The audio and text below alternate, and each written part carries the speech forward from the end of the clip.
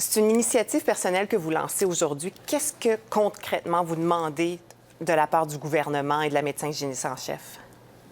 Bien, moi, je souhaite que la province soit conséquente vis-à-vis son plan d'ouverture. Simplement, nous, présentement, on voit que les salles, les lieux de culte, églises, etc., ils ont droit d'accepter 50 personnes, et alors que les salles de spectacle restent toujours fermées.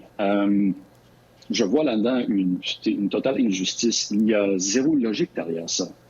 Et la question a été posée aujourd'hui même à la Dr. Russell, puis elle a tourné un peu autour du pot. Elle n'a jamais répondu pourquoi il y avait cette différence, ces deux poids, ces deux mesures-là. Puis moi présentement, je commence un peu à être outré. Et là, j'ai vu que le Conseil provincial des sociétés culturelles a sorti une pétition pour l'ouverture des salles. Et donc, ça m'a un peu poussé à faire ma petite montée de lait sur Facebook, si on veut. Parce que ce qu'on a compris, en fait, de la médecin hygiéniste en chef, c'est qu'il peut y avoir des petits rassemblements dans certaines salles si un plan est proposé, si une distanciation sociale est permise. Elle a rajouté aussi la notion des véhicules. Qu'est-ce que vous en comprenez présentement? Qu'est-ce qui est permis? Qu'est-ce qui n'est pas permis? Bien, elle a mentionné les salles au début, mais elle est venue se corriger en disant à l'extérieur, dans des voitures. Donc, oui, on est tous au courant que présentement, il y a des spectacles de style cinépark qui ont lieu. Mais nous sommes aussi au courant que la messe n'a pas lieu au cinépark, elle a lieu à l'église.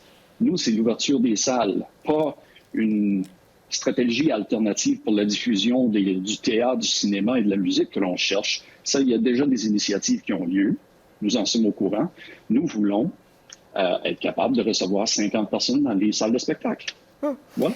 Parce que lorsqu'on regarde la loi aussi, on dit que les grands rassemblements, ce qui veut dire les festivals, entre autres, vont être annulés jusqu'à la fin de l'année, jusqu'au 31 décembre 2020. Dans une position comme la vôtre, vous êtes directeur d'un festival, comment on met sur pied une programmation dans un contexte comme celui-ci où les règles peuvent changer de semaine en semaine, de mois en mois?